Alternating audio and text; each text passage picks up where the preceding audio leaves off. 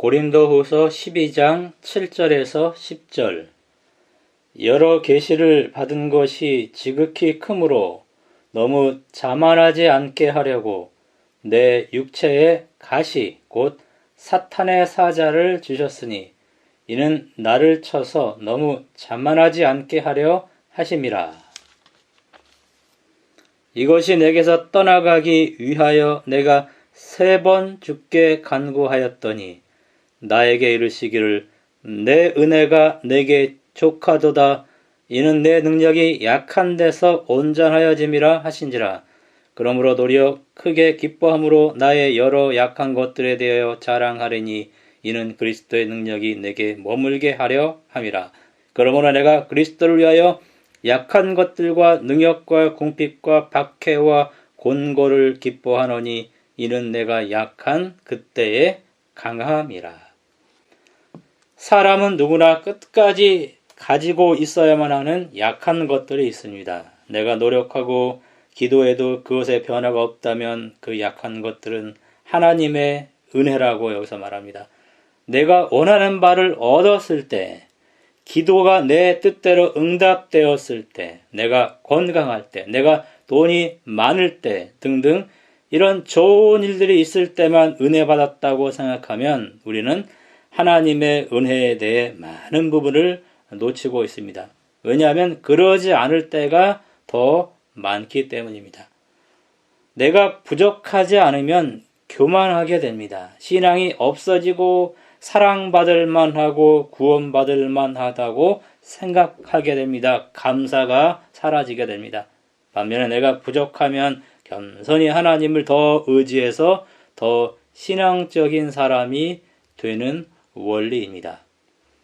바울은 베냐민 지파였습니다. 히브리인 중에 히브리인이었고 가말리알 밑에서 엄한 교육을 받았고 넉넉한 가정이었고 예루살렘에 유학했고 로마 시민권이 있었고 엄청난 사역을 했습니다. 바울은 낙원이 있는 3층 하늘에 올라가서 인간의 언어로는 도저히 표현할 수 없는 말들도 들었습니다.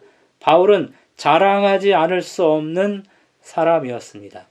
그러나 그의 말과 전승에 의하면 그는 말과 외모에 있어서는 능력이 있는 사람은 아니었습니다. 서기 250년에 기록된 바울 행전에 보면은 그의 몸은 비교적 양호했지만 또 얼굴은 평온했지만 그러나 키가 작았고 대물이었고 다리가 오자였고 눈썹이 접졌고 코가 구부러졌다 이런 표현들로 봤을 때 그는 외모가 별로였습니다.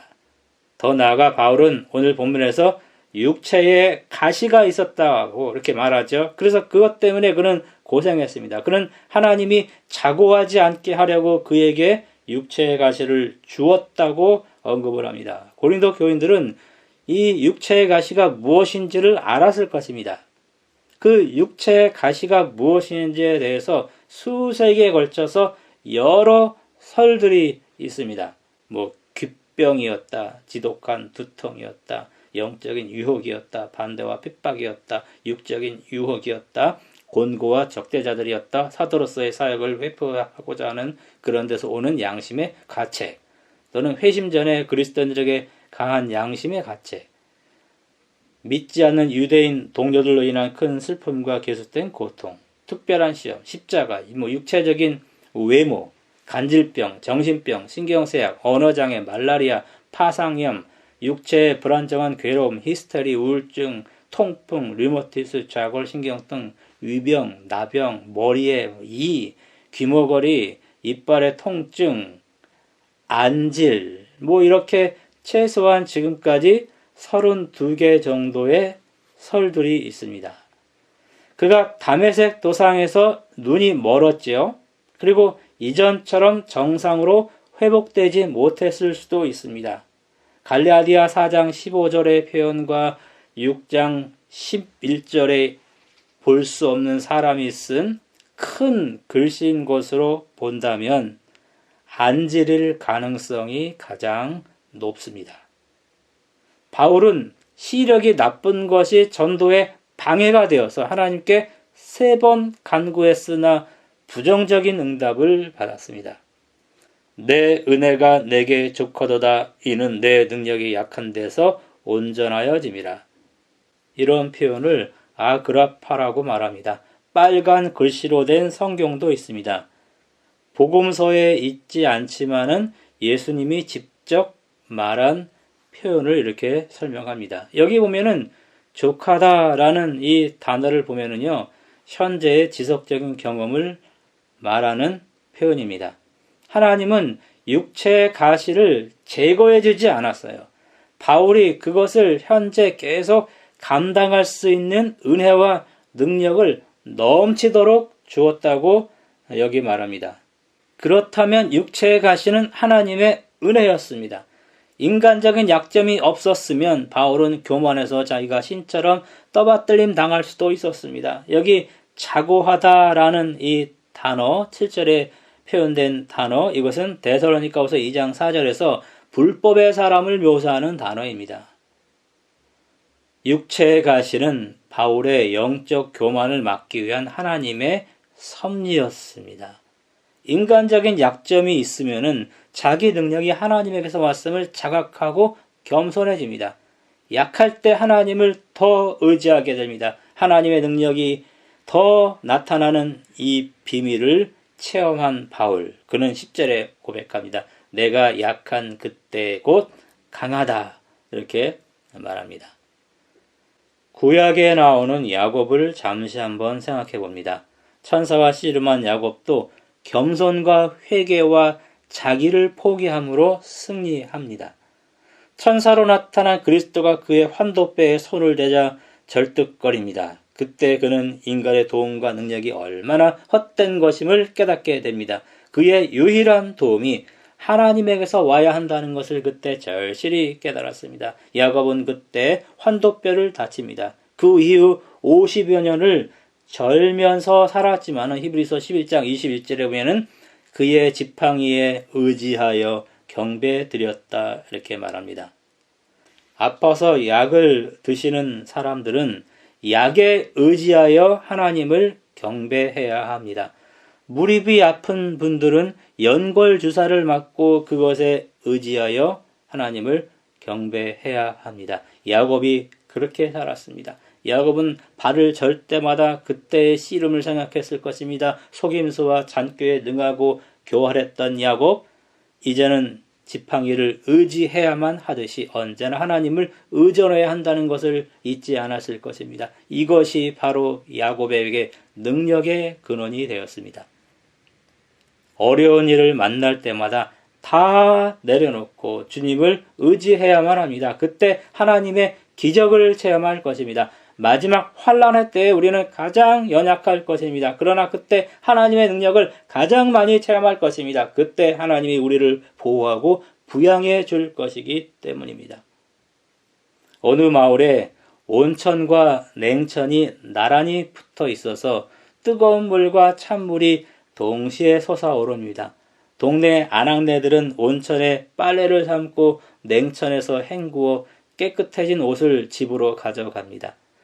관광객들은 감탄하면서 가이드에게 말했습니다. 이 마을 여인들은 더운 물과 찬물을 마음대로 쓸 수 있으니 감사하며 살고 있겠지요. 가이드는 말했습니다. 천만에요. 이들은 감사보다 불평이 많습니다. 온수와 냉수가 땅에서 나오는 것은 좋아하는데 비누가 나오지 않아서 모두 불평입니다. 이런 말을 했다고 합니다. 우리의 불평에 하나님은 내 은혜가 내게 족하다라고 말합니다. 모세가 가나안에 들어갈 수 없다는 말을 듣고 신명기 3장 25절 27절에 기도합니다. 구하옵나니 나로 건너가게 하사 요단 저편에 있는 아름다운 땅, 아름다운 산과 레바논을 보게 하옵소서. 그러자 하나님은 말하죠. 그만해도 족하니 이 일로 다시 내게 말하지 말라 하면서 거절했습니다. 사람은 하나님에게 잠언 30장 15절 16절에 있는 것처럼 거머리의 두 딸처럼 더 주세요, 더 주세요, 계속 더 달라고 요구합니다. 그러나 하나님은 사람에게 충분하다, 충분하다 이렇게 말하는 것 같습니다. 하나님은 사람으로 이 땅에 대한 소유와 욕심의 경계를 지정하고 체념시킨 이후에 우리로 하여금 하늘나라와 하나님의 영광을 더 사모하게 하는 것 같습니다. 9절에 이는 내 능력이 약한 데서 온전하여 짐이라. 약한 것들을 바라보는 시각이 중요합니다. 하나님은 약한 것들을 통해 우리에게 인내와 겸손을 터득하게 하고 하나님의 위로를 경험하게 하고 성숙하게 하는 은혜를 주십니다. 사람은 강하면 힘이 있으면 언제나 자신을 드러내는 것 같아요. 주의 본성과 사탄의 유혹으로 내가 잘하고 내가 완전해지길 바라고 결국 내가 하나님 되기를 원하는 속성이 있습니다. 그래서 모든 사람에게 가시, 아픔, 약한 것들이 있는 것 같습니다. 바울은 육체의 가시 외에도 약한 것들이 있었습니다. 능욕당함, 궁핍, 박해, 곤고가 있었다고 10절에서 언급합니다. 바울이 이런 것들 때문에 불평했다면 하나님의 능력을 체험하지 못했고 그 약함의 무게와 기품이 더해짐을 느꼈을 것입니다.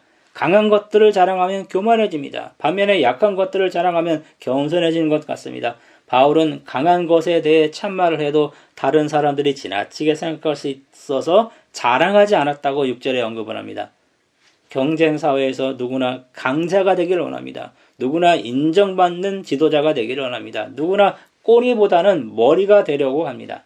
성경은 풍성해서 강자가 되라고 말합니다. 신앙의 최종 목적은 예수님을 닮아가는 것입니다. 바울에게 있어서 하나님의 능력은 그의 품성 변화와 전도 사역에서 나타난 것입니다.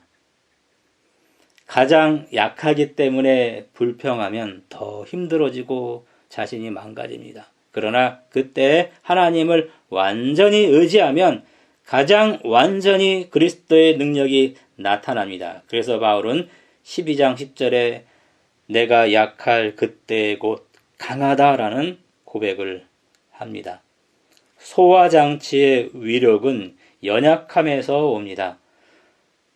소방장치 중에 약하고 열에 민감한 고리들이 달린 소화기들이 있습니다. 온도가 상승하면 그 고리가 부러지면서 제어장치가 떨어져 나가게 됩니다. 바울, 야곱 등은 하나님이 자기 삶에 연약한 고리들을 설치하고 그것으로 자아의 불이 타오르지 않게 했음을 그들은 깨달았습니다.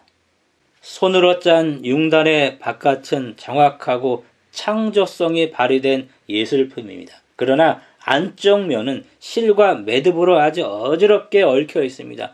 겉으로 봐서는 별일 없는 것처럼 보일 수 있습니다. 그러나 누구나 보이지 않는 부분에 어려움이 있습니다. 육체에 가시들이 있어요. 또는 생활에 가시들이 있습니다. 3번 기도해서 그것이 없어지지 않는다면 그것은 하나님의 은혜라고 생각하면 어떨까요? 내가 아무리 노력해도 조금 혹은 심하게 건강하지 못해요. 아무리 노력해도 조금 가난해요. 조금 고생하며 살아갑니다. 아무리 노력해도 부자가 되지 않아요. 그렇다면 그것은 나를 사랑하는 하나님의 은혜가 아닐까요? 내 은혜가 내게 좋거더라라는 이 예수님의 말씀을 기억하면서 하나님의 은혜를 내가 약할 그때에도 경험하면서 살아가는 우리 성도 되길 바라면서 말씀 마치겠습니다.